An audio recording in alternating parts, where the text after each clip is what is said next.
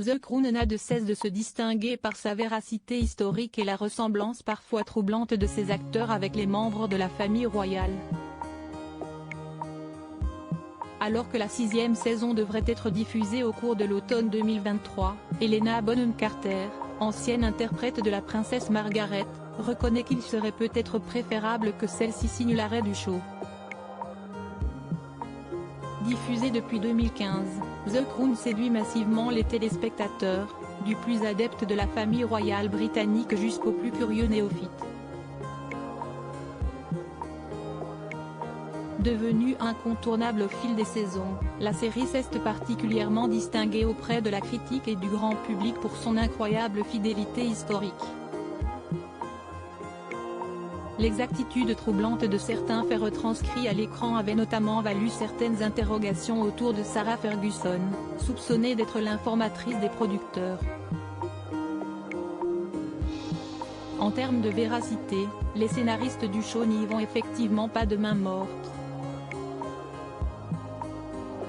Alors que la date exacte de la 6e saison n'est pas encore connue, celle-ci est décriée pour la violence avec laquelle elle devrait aborder la disparition de Lady Diana, survenue en août 1997.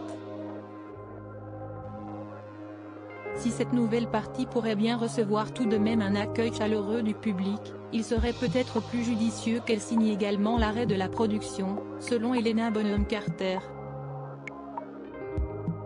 Coupé.